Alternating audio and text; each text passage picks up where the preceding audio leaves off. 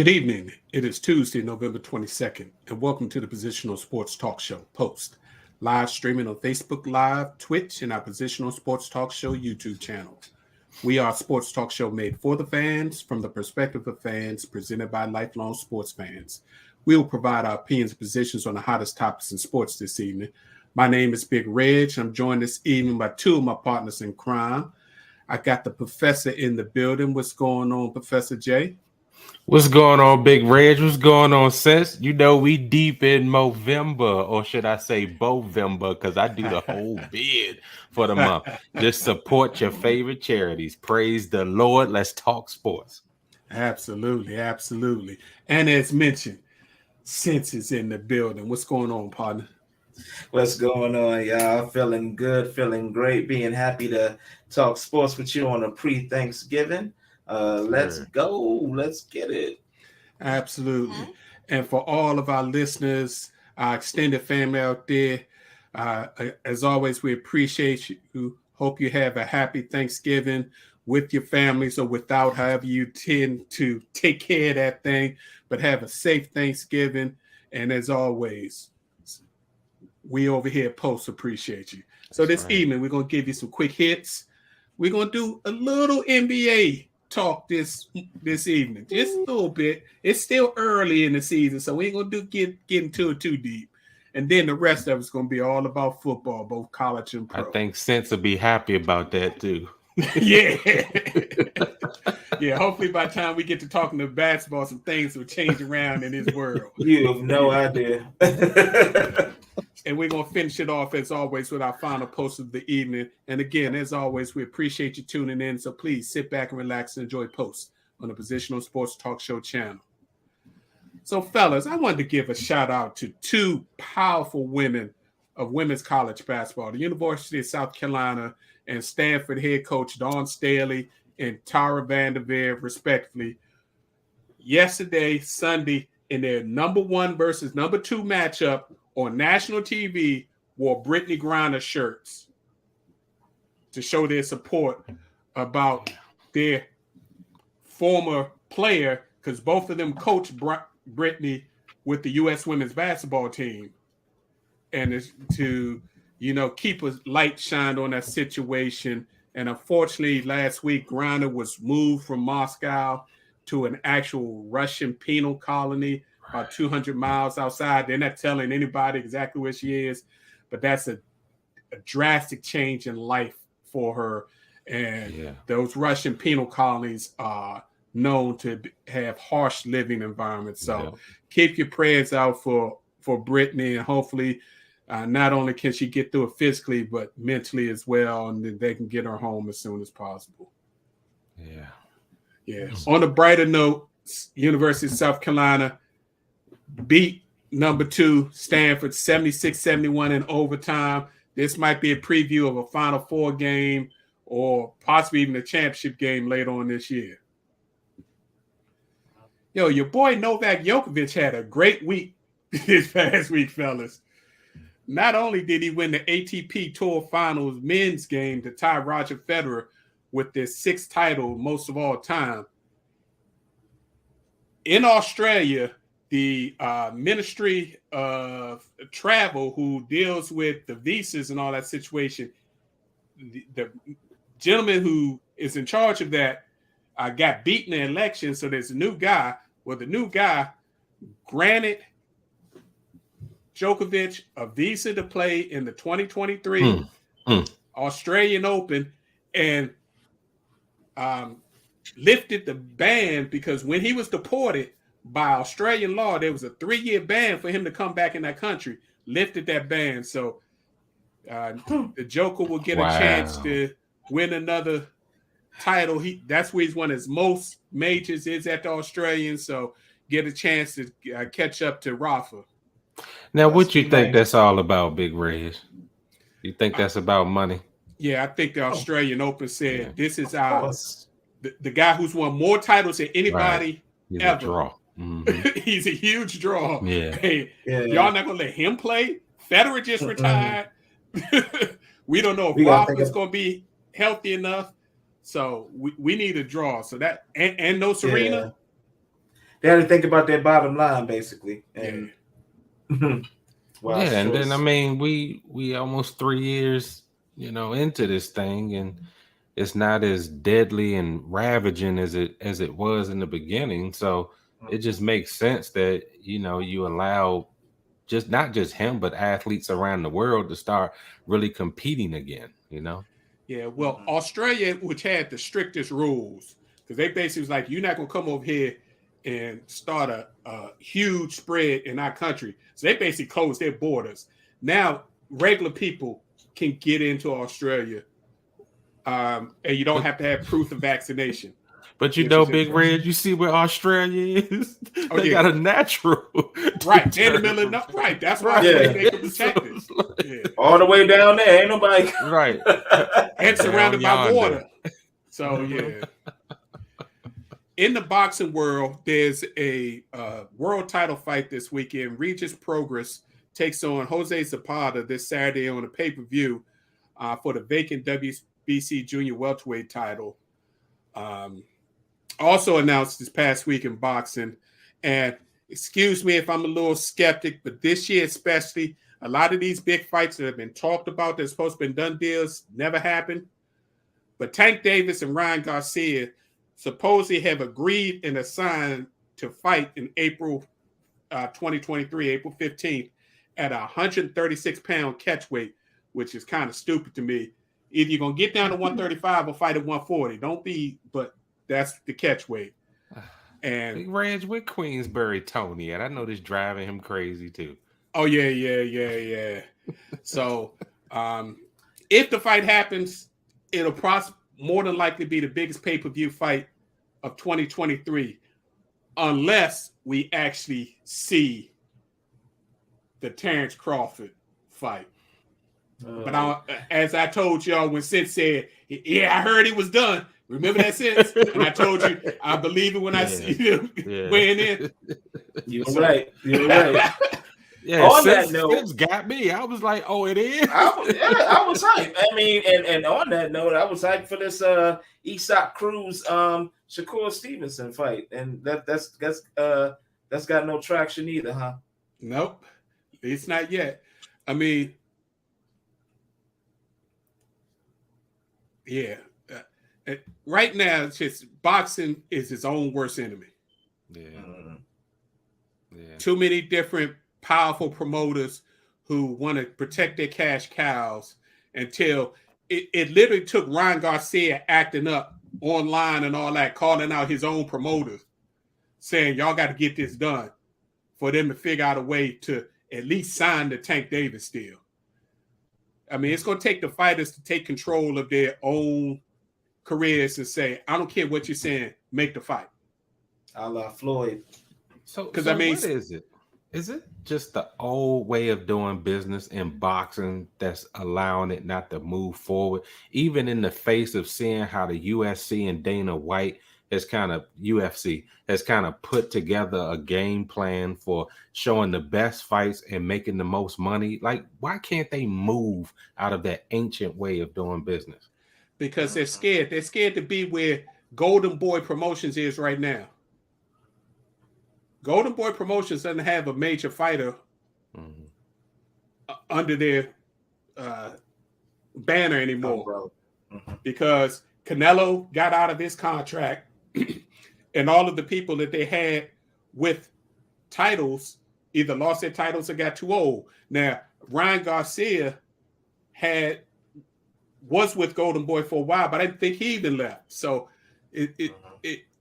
they're trying to guard the money. They figure we're going to take our time. We're going to build you up the right way and all that because they want to keep generating the money off you. And that old mentality of if you lose, then you're not going to be a big attraction. It's stupid. If you put on a good fight, even if you get knocked out, if you put on a good fight, people going to want to see you. Point blank, period. And it's these old conglomerates like a Top Rank that's doing this nonsense, and it needs to be stopped, man. Make the fights happen that we want to see.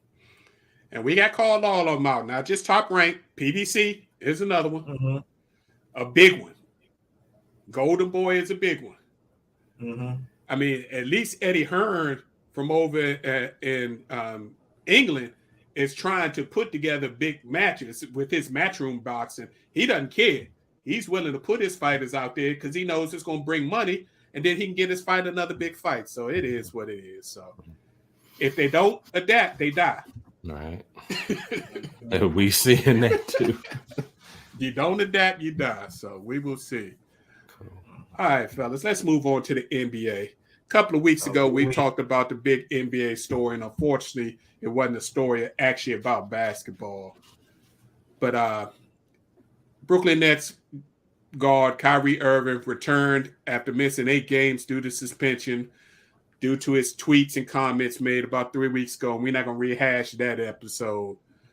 But what I did appreciate is before the game, Kyrie Irving sat in front of the press and gave a legitimate, to me, felt like a heartfelt explanation / apology, however you want to read it, about what transpired previously and what he learned over that time. Did y'all have any thoughts about, Kyrie coming back, and if you happen to see his press conference?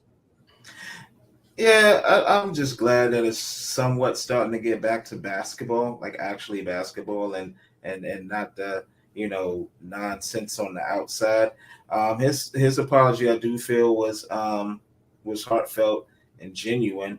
I think my only issue is just like still the flack that was given from outsiders and people, especially folks like Shaq, who who called him an idiot one minute, but on the other instance, was known to promote the whole movie. So it's just like the hypocrisy, started to show from people who had an opinion about it. But overall, he apologized. Can we just put this, issue to bed and just get on with basketball? Yeah, I think that he did what he had to do to kind of give his own life some peace and be able to move on, like you said, to be more about basketball. I think in his mind and in his life, this is far from over, because he tried to state before that he understood his history and who he was. I think a lot of times when people are calling him stupid and questioning his character, but then on the other side, they talk about how intelligent he is. I will tell you, he is an intelligent and calculated individual. And you all know me, you can roll back our tapes. I'm not a Kyrie Irving fan, but I told people that they need to pause before they just start piling on him for speaking about something that they didn't know the full story about, just because everybody else seems to be so enraged and offended. And, we got to be very careful how we throw around the anti-Semitic word, and it's troubling to me because we don't throw it around the same way we talk about anti-racism and things of that nature. But that's for another show. I think it's time for him to get back to basketball, because if you've noticed, the Brooklyn Nets got problems on the court, right? So that's what we should be focused on, them trying to dig themselves out of a hole. Again, not knowing what's going on with Ben Simmons, and then KD. You got people talking about these ridiculous trades with Golden State again to send him back out there. So that's what I'm focused on. But Kyrie, welcome back. I think he had a pretty decent game last night in 25 minutes. So that's what we should be focused on, his basketball and not his personal beliefs. Well, KD did throw his team under the bus last Under the bus. Basically saying, look at the roster I got. He named names. He said, what you expect me to do with these dudes? Royce O'Neal. Government names. Right. How am I supposed to win with these dudes? Basically what he said. So, yeah, KD getting real frustrated. So that Golden State talk ain't too outlandish, because I think they'd be happy to get some draft capital back, get some young players back to help build a team around. And Kyrie gone after this year, so they can just start afresh. So. Yeah, and that team is better than what they were when he was there the first time. Yeah. Speaking about surprises in the NBA, the 2 conference leaders are big surprises, fellas. The Boston Celtics have the best record in the NBA at 13-3. And of course, with that leads the East by 1.5 games. But the biggest surprise is the Utah Jazz. Based on what they did, trading away their two best fire players. sale.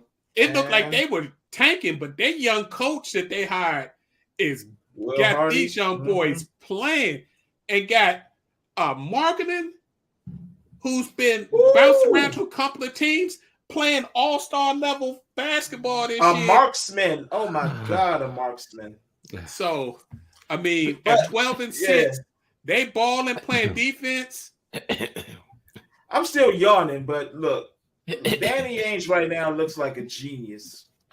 Because he looks like a genius right now. Because with all those moves he made, everyone thought it was going to be a tanking season. I mean, granted, it's still early, but right now, Utah's. You're not believing the hype, Professor.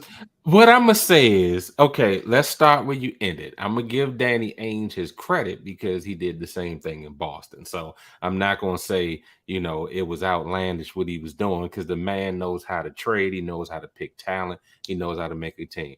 But let's go back to the beginning. I mean, Boston, okay, they doing their thing. I said it last year, the year before.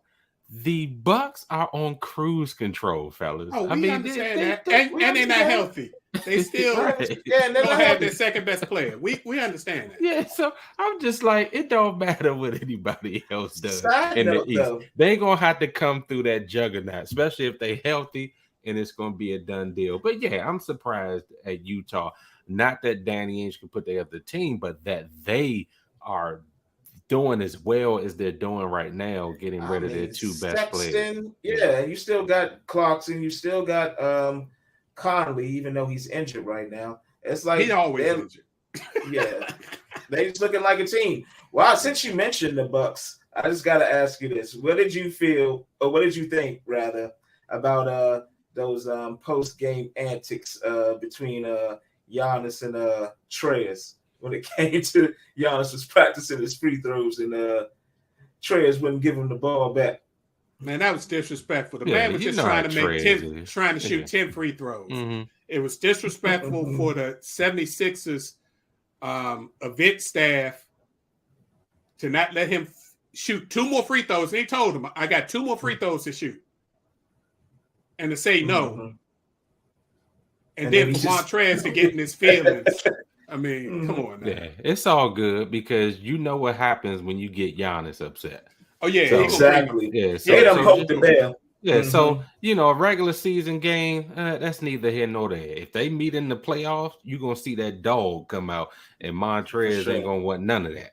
Yeah, they better hope Embiid stay healthy. They need to focus on. He already missed 2 games. He's about to miss 2 games, yeah. See, my point exactly. Yeah. And last, and we need to keep this short, but the California teams are struggling, fellas.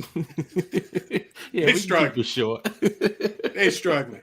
I mean, the defending champion Warriors just got their first road win last night, and they announced today that none of their stars are playing tonight because they're not playing them for back-to-back. The Clippers are the Clippers, and your boy Kawhi Leonard been having this knee injury now going on 1.5 years. And then the other team, I'm just leave that alone. Who do you think has the best chance of, turning their season around? Because right now, the Clippers have the best record, but that's 10-7. John Wall does look decent as a nice added piece. And the Warriors are 8-9. We're not even again. I'm gonna leave that other thing alone because I don't want to bring up sore subjects. It's not a sore subject. I mean, look, you know who I'm going to pick. We just won 3 straight. We had injuries. Schroeder was injured. Bryant was injured. We got both of them back. We have AD playing lights out right now. We gonna make a turn. Just watch. It's still early in the season. We can get to 500 like that, especially with the soft schedule we got coming up. So I'm not going to get sore, and I'm not going to go scorched earth right now. It's 15 games in. We're going to wait. We're going to make a turn. We'll be all right. Yeah, Do you it's believe? something. I'm sorry. Go ahead, Ray. Professor. No, go ahead. Go ahead. A quick question for you, since do you believe Jay Will sent me some information, and he's definitely that the situation we're having two dominant ball handlers, it looks like moving Russ to the bench and having him play primarily with the second squad where he can be the dominant ball handler is working. But with LeBron missing the last few games because of the hamstring injury, it seems like he's getting really into a groove. But when that comes back, I mean, something's got to give, and I don't think LeBron's going to be willing to be the one to play without the ball. All LeBron needs to do, and that's what he's primarily focused on, is breaking that record. Once he gets to that record, he wants AD to take over the reins of the team. He wants AD to be playing the way that he's playing right now. This is how he's been wanting AD to play. In all fairness, remember when that season first started and AD first joined the team, he said we want the ball to go through AD. AD, like LeBron is basically trying to hand over the keys. So I don't think it'll be a problem. I mean, time will tell. But right now, I think, this is kind of a blessing in disguise because it gives AD back that fire and letting people know I'm still top 5. Like, don't count me out of top 5. Yeah, I've been dealing with injury, but like I'm gonna try, that back injury I got over, I'm beasting right now. But we want to go dig into it, right? Yeah, it all goes back to we shall see. So yep. We shall see. Yeah, but we said that last year too. Yeah, just Golden State's got to start playing defense again, which nobody really talked about. But when they win championships, their defense is usually in the top 5. Mm-hmm. So, all right, let's dig into this football. I tried to warn everybody that this past week was a be careful week, and it was going to be a sneaky week for a bunch of teams. Mm-hmm. Georgia struggled to beat Kentucky 16-6. Maryland played toe-to-toe with Ohio State until the fourth quarter. No. So, I mean, you take that strip that was almost like an interception that got returned for a TD, and then another defensive score. Yeah, there was some questionable calls in that game. Loxley was hot. I mean, you read his lips. He was. Maryland's not going to get the benefit of anybody's doubt. Right. Even at home, they like Washington. Michigan, since his team had to use fourth quarter field goal with 10 seconds left to beat Illinois 1917. I mean, that was by the hair of our chinny chin chin. That got me nervous. I was telling you. TCU had to kick literally time was running off the clock. I'm so mad at Baylor. 29-28 over Baylor. So, oh my God, they had that game. I think I will just attribute that to kind of, and they shouldn't have done it, but taking their foot off the gas, a trap game, as you said, and Red, you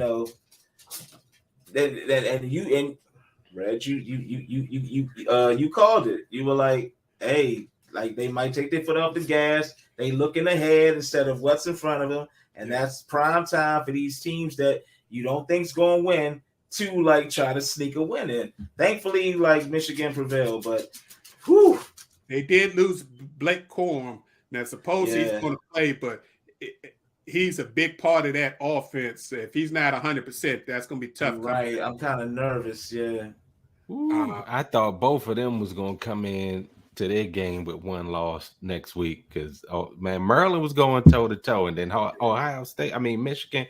I thought y'all was going to lose that one for real. I was afraid we were. And then, I think two things happened. Definitely the trap game, and it started getting colder.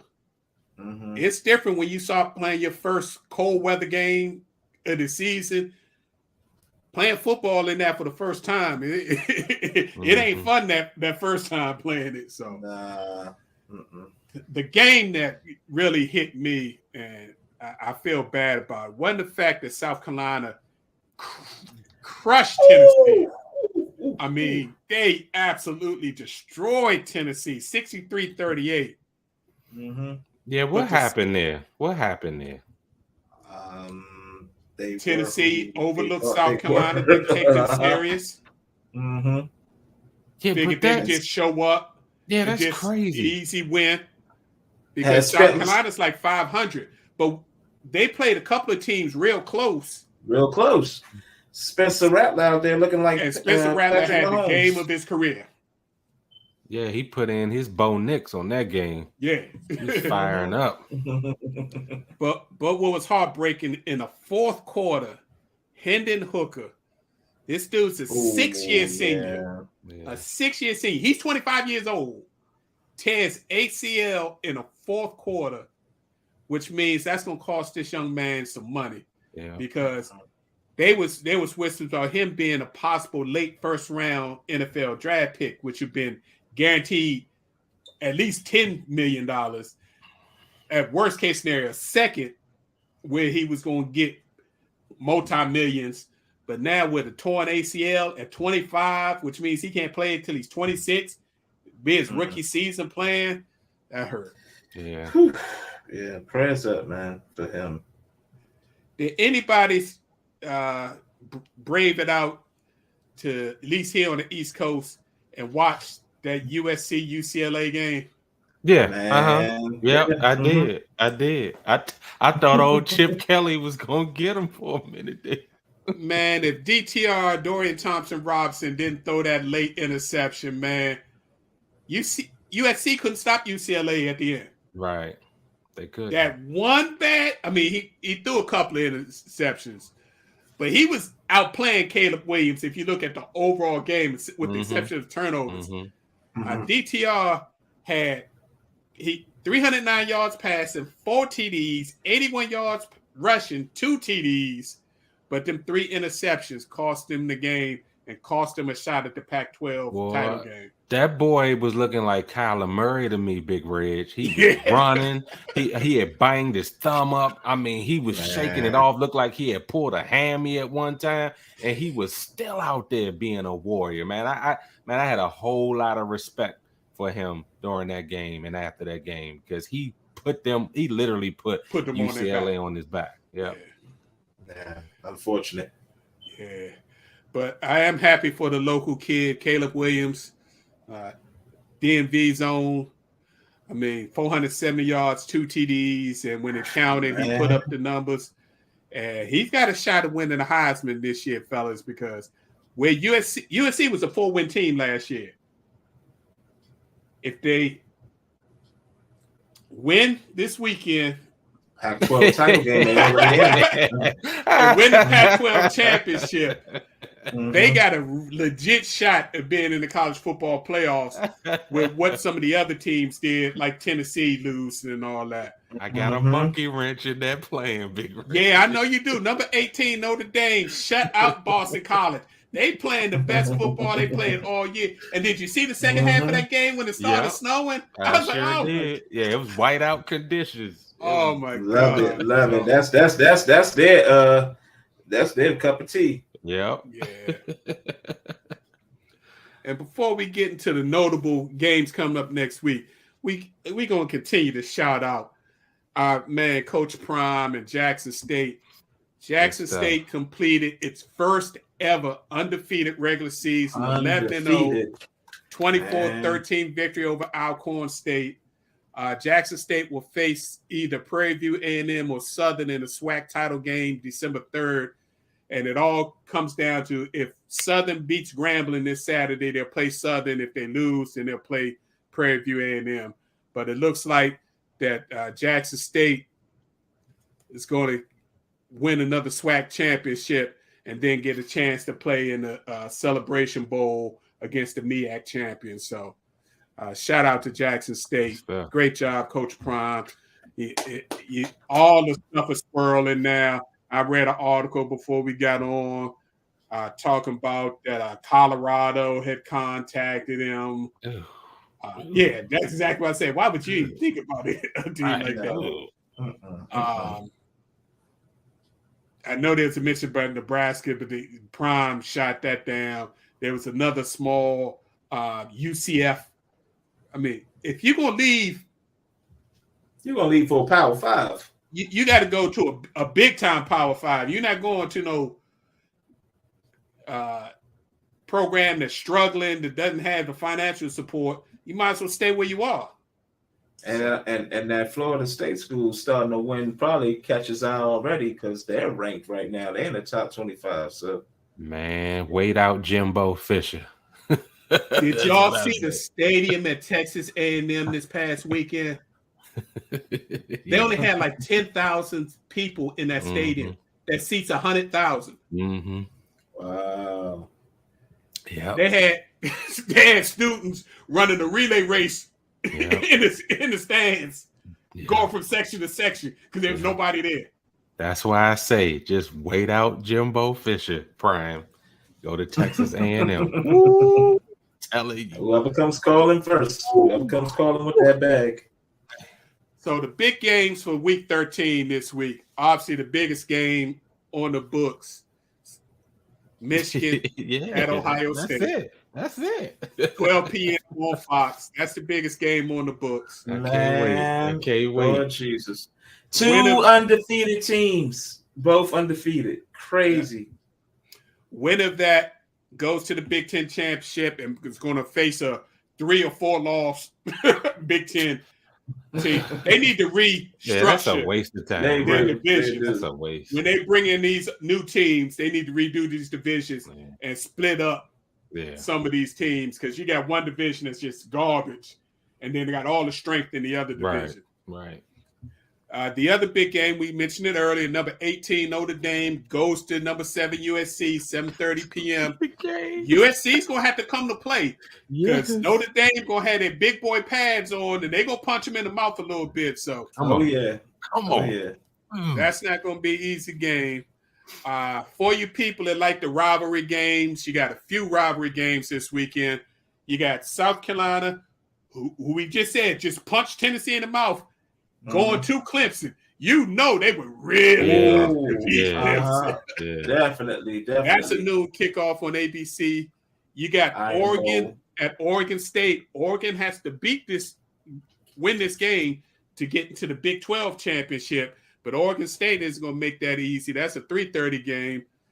For you SEC lovers, Iron Bowl. You got the Iron Bowl. That's right. That's always a good game. Auburn and Alabama, no matter what the records are, it's going to be a tough game. That rivalry. And Auburn would love to give Alabama their 3rd loss of the season and knock them out of a New Year's Day bowl game. Roll damn Tide. War Eagle. And I'm calling it right now, fellas. Texas A&M is going to get up for LSU. LSU goes to Texas A&M. It's a night game at Texas A&M. They're going to get up for LSU and give LSU a game. LSU should still win. That's going to be a harder game than they expect. Okay. So that's what we got to look forward to. I mean, it's Thanksgiving week, so it's a great football week. Yes. Starting the NFL on Thursday from 12:30 through the night. Friday, the college football games start into Saturday. Then you got a full slate of NFL on Sunday. There are no bye weeks this week. So you got 13 games on Sunday, 3 on Thursday, or 12 on Sunday, 1 on Monday, 3 on Thursday. So good stuff. Good stuff. Let's move to the NFL, fellas. We've been doing the season long, at least I've been doing the season long, what I think the teams are situated. Based on us going through 11 weeks, I still only see 2 elite teams in the NFL. Can somebody give me a third one? Because I got the Eagles, even though their offense has been struggling the last couple of weeks, they found a way to win against the Colts, and the Chiefs in the AFC as the elite. They look like they're going to win their divisions and have the easiest road to get to the Super Bowl. I will say this, and my God, I hope I don't itch when I say it, but the Cowboys, actually. Like, I mean, you saw the whipping they just put on Minnesota. Yeah. The defense is legit. Yeah, Like, but I can't ignore them. They didn't run at them. Yeah, that's not How could you not watch the Green Bay game and see Green Bay ran right at them, especially the Michael words Parsons, right out of my mouth. and then you don't do the same thing? Yeah. Whenever you turn the Vikings into a drop back and pass team, what's the strength of Dallas's defense? It's their pass rush.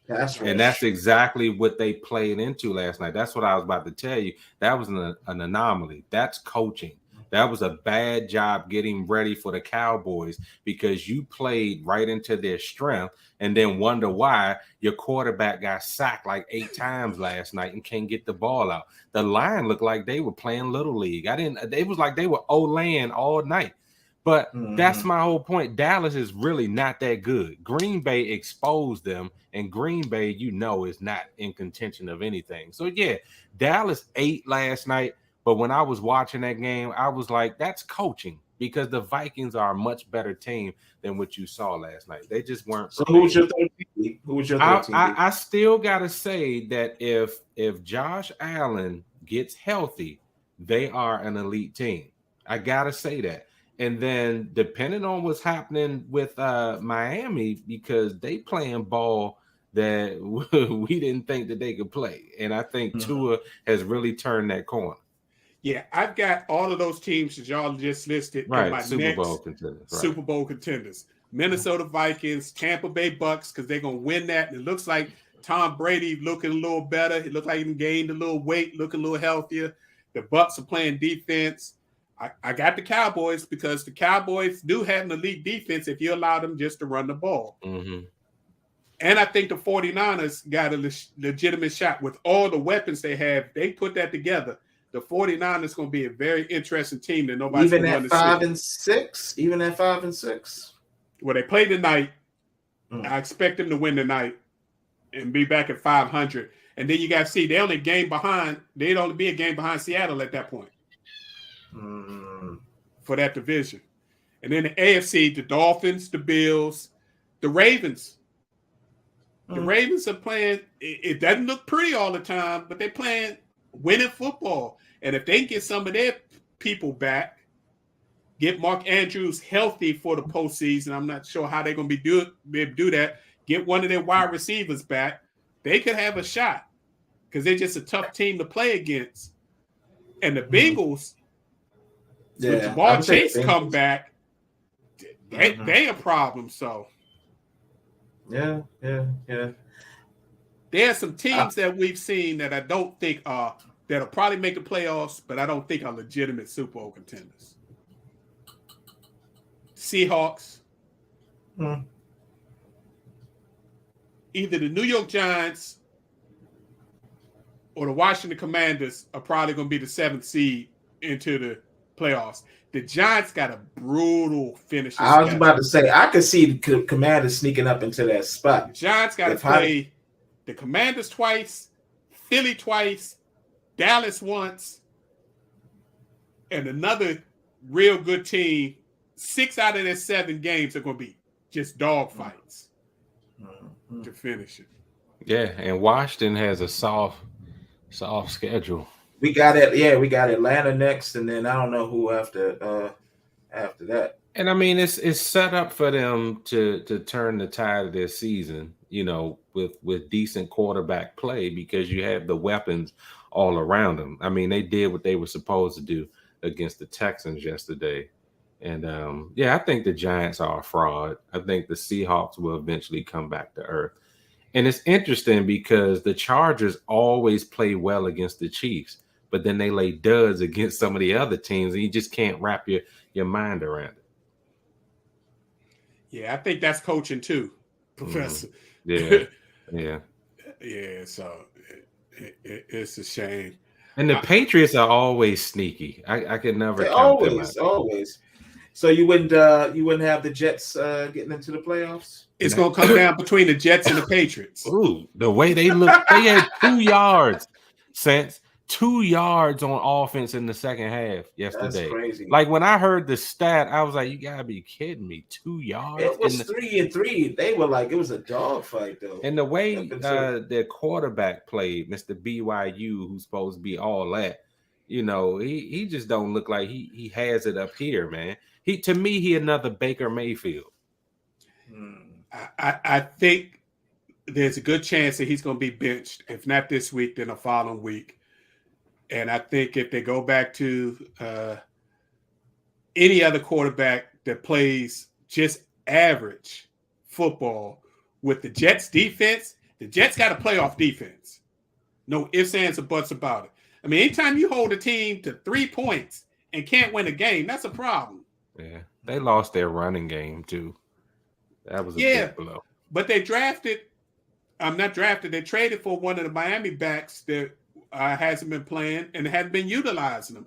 So the Jets offense, it seems like they've been playing games and saying to the offense, don't make any mistakes and don't do anything. And they actually got to let them play a little bit. Yeah, they frustrating their rookie wide receiver too. Oh, yeah. What's his name? I mean, he come from Ohio State, where it's wide open. Garrett Wilson. Garrett Wilson. He talking about, come on now. Yeah. We had 100 yards total offense. Come on now. So that's crazy. Crazy.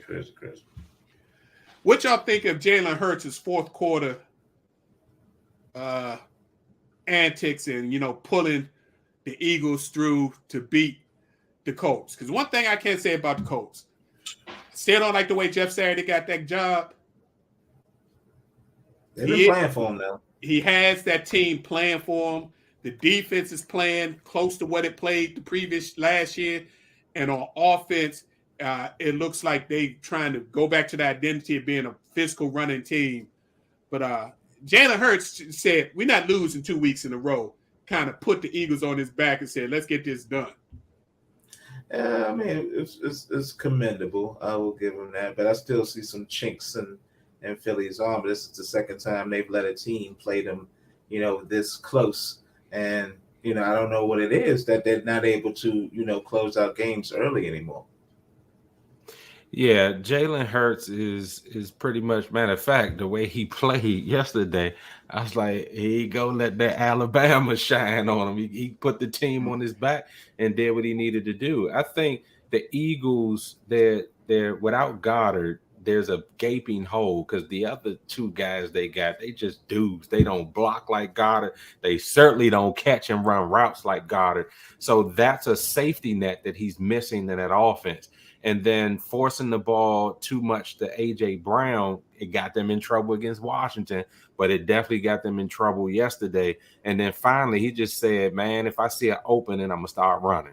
I'm going to start dumping the ball. I'm going to start getting Sanders involved, making sure, the offense is spread around a little bit more. If he continues to do that early in the game, I know he's missing Goddard, but spread the ball around a little bit earlier. I think you can make the defenses a little bit honest and then not wait until the fourth to do a little bit more scrambling. And I think he'll keep them a lot honest as well.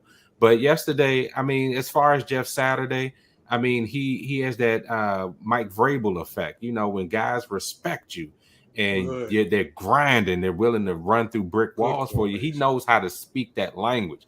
Now, around him, he has some coordinators that can do the X's and O's, but I think they're taking on his persona and they're fighting out there and doing the dirty things that it takes to stay in these games. And they almost pulled off another victory yesterday. But yeah, kudos to Jalen Hurts because he literally, you could see it, a switch flip.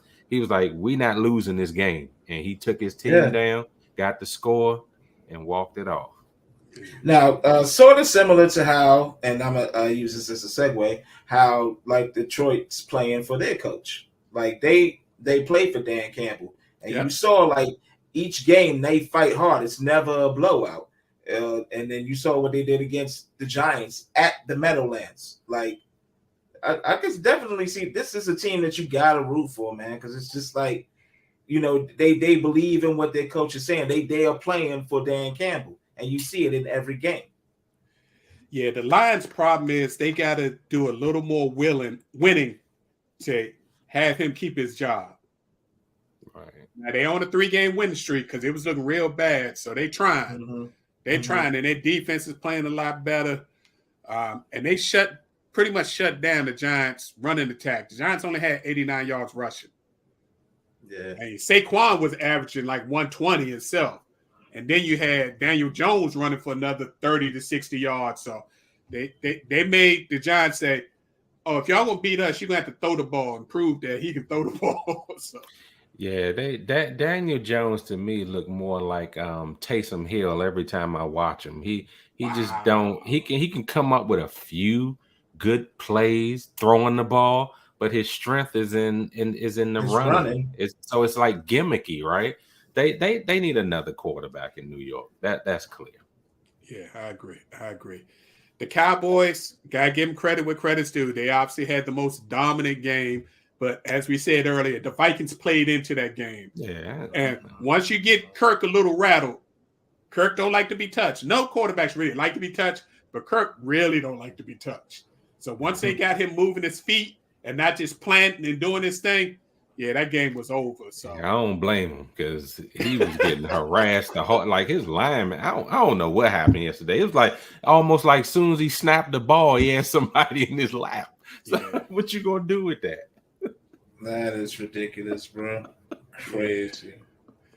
Now, if anybody doesn't think Patrick Mahomes is the MVP Yeah, so far, I don't know what you're watching in the NFL. right. No, Big he is the When they for sure left that MVP. minute and 30 on the clock, I was like, big mistake. I was like, he's gonna win this game. I was like, He said, and I'm a "Showtime." fan, right? If I'm a coach, I'm just like, let's just bleed this clock just a little bit more. Yeah, Like, yeah. That's like that. He's licking his chops when he Yeah. sees that much time left on the clock. because Showtime. it's good. Now, Derwin James did a phenomenal job on Kelsey last night, but you cannot contain a great player for 60 minutes. And when it mattered, Kelsey just dimed on him, man. I'm just like, it's it's scripted, man. Like we see it. It's like a Hollywood ending. If you leave Patrick Mahomes too much time, it's gonna happen to you. Yeah. And the fact that they showed a whole new basic wrinkle to their offense using the 3 tight end package for most of the game since most of the wide receivers were hurt. Mm-hmm. Oh, that's scary. So you don't know what to deal with when you go. Yeah. But hold up, Big Reg. But Eric Bieniemy can't get a sniff. Can't get a at job. head coaching job. Yeah. They never mention his name when they talk about that offense. Nope. It's Mahomes and Andy Reid. They never mention the enemy's name. But you know what? If the Bucks didn't win the Super Bowl, they would have found a way not to mention Byron Leftwich. Absolutely. It's a shame. The Titans just keep winning, fellas. It ain't pretty. But they get that win. It's like you forget Mike about it. Vrabel. Like, dang. Mike Yeah. Vrabel. Yep. Yeah. Their coach. His identity. And he switched it up. He's actually letting Ryan Tannehill throw the ball a little bit since he's come back from his injury. That's taking a what's little messing pressure off defenses Derrick up, Big Henry. Red. That's what's catching. Ed, are you listening? That's what's messing the defenses up. He letting him throw the ball. Yeah. So it's a little crazy. And the Bills took the ball out of their star quarterback's hands a little bit for the first time. They actually rushed the ball 30 times in a game with running backs. Yeah. Yep, they have to. They're going to protect him from himself. So, I mean, you got to allow him to get his confidence back, use all the tools they have, because they got 2 good young running backs. They got to use them. And that sneaky team, them Bengals, at 6-4. But I got to give the Steelers some credit. The Steelers fought hard in that game. I know it's a division game. Mm-hmm. They was in that game to the end. But, I mean, Joe Burrow's like, okay, let me throw this last touchdown and get this over with and get up out of here. It sounds like Pickett to Pickens is going to be a household name. I will say that. That's Yeah, gonna be once they get on the same page, because there was a couple of touchdowns that Kenny Pickett overthrew Pickens, and then a couple of times where it looked like they weren't on the same page. But yeah, that could be a potent two. Yeah, I like Pickens, man. Watching him at Georgia, man, I was like, man, this dude gonna be a beast in the NFL. Yeah, I think I agree with you guys. I think they'll be right on target. So again, week 12, your intriguing games Thursday. You got the full slate. I mean, unfortunately, we got to get the lines, but like Sid said earlier, they play tough, they play hard. They play tough. But they got the Bills coming back to Detroit because they had to play their home game in Detroit because of the snow. Did y'all see that they actually got 6 feet 5 inches of snow, the official measurement in Buffalo? Yeah. Lord, Yeah. I didn't know. Like Buffalo, who would want to live in Buffalo? And you know what? Shout out, gotta do it to Bills Mafia. They even help dig their players out so they can get to the plane to get to Detroit, man. That's a strong fan base. Mafia, and still put 50,000 fans in Detroit Stadium. Isn't that something? Yeah. Crazy. That's a fan base. Yeah, so you got Bills at Lions, the early game at 12:30 on Thursday, followed up by the Giants at the Cowboys, a big NFC East game. And per speculation, this is going to be the deciding game on where Odell Beckham goes. Man, which basically means he's going to the Cowboys because they politicking hard. They politic. Man, that should be tampering, man. That's the way they do it. You know, Jerry already gonna come with that bag. Come on, Odell. Yeah. And hey, before we move on, go ahead. I know you're trying to wrap it up, but let's just spend a minute. What is going on with the Ravens, man? Like, that game stunk yesterday against the really Panthers. The Ravens offense has been one-dimensional for the last 3 years. Mm-hmm. And when you got their best receiver, who's the tight end, who's injured, who's got multiple injuries, he played through it, but you can see he wasn't the same. That's Lamar's basic security blanket. And when he can't get open, that threw their offense totally out of whack. They need to run the ball. Yeah, they do. Where is Jim Caldwell these days? Because when Jim Caldwell came in and took over for, I forget the white guy's name. He's supposed to be this offensive guru, but he wasn't getting them anywhere. Soon as you brought in my man, they went and won the Super Bowl.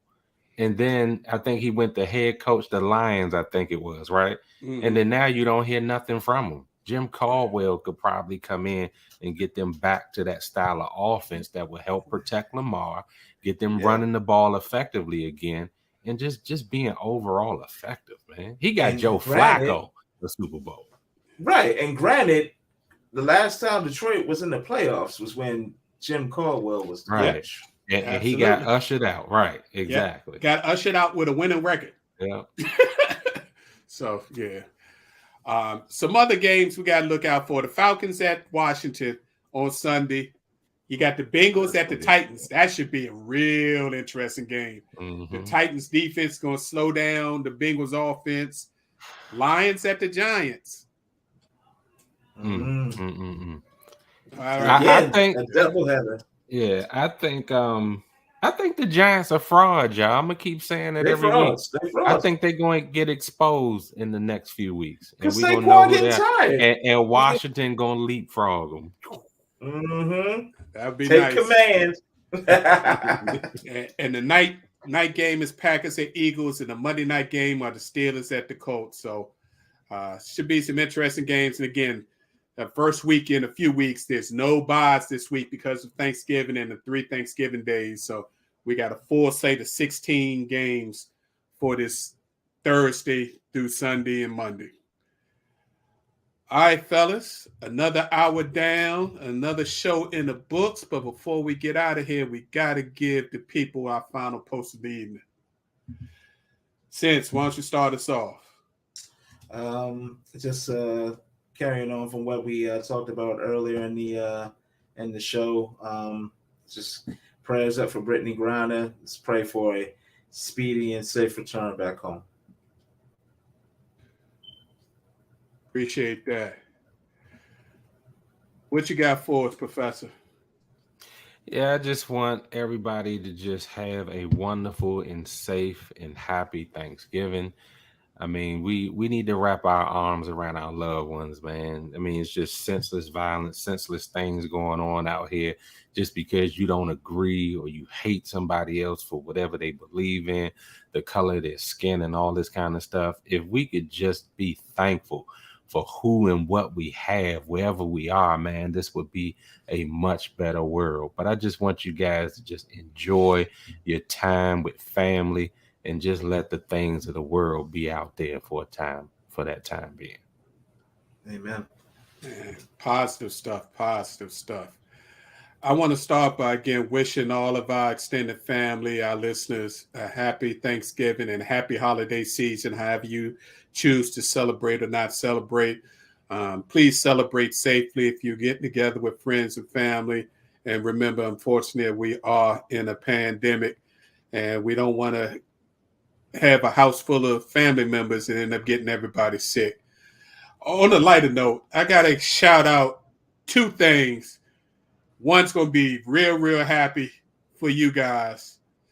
Shout out to the Archbishop Carolines for winning their second WCAC lower division championship. What? We got you to say that? Oh my God. Right. Got to give Is you it props snowing? on that. Got to give you props on that. And then it hurts me. But shout out to St. John's Cadets. They beat my alma mater, DeMatha, in the Senior League Championship 7-3 to win the WCAC title for the second straight year. That Under Armour money's coming in good over there in St. John's, but strong game. 7-3. I'm sure that was a hell of a game. So it was a dogfight, but yeah, I saw that. I'm like, oh man, Metro champs, WCAC Metro Division champs. That means I got to congratulate Shamari Stone. Yeah. St. John Cadet. Yeah. So, all right, fellas. Again, we'd like to thank you all for tuning in and listening. We appreciate your time and opportunity to share our positions on sports with you. We're here each and every Tuesday at 7 p.m. for our live show. You can also download this show and previous shows via our Facebook page or our YouTube channel, or listen to previous shows on your favorite podcast platform. All you have to do is go to wherever site you like, put in Positions on Sports Talk Show. We'll pop up. Our professor does a great job of keeping us updated, and you'll be able to catch us. And if you happen to go to any site, do us a favor. Please subscribe and like. Subscription's free. We greatly appreciate it. And you can also hit us up if you want to send us a message at Facebook at Positions on Sports, Twitter at Positions on SBO1. We greatly appreciate your feedback. And if you could tell your friends, family members, and social media contacts about the show if you like it, it would be a big benefit to us. Have a great evening. Have a happy Thanksgiving and a great week. Please stay safe. We'll see you next Tuesday, 7 p.m. Peace. Don't pardon the turkey. Eat the turkey.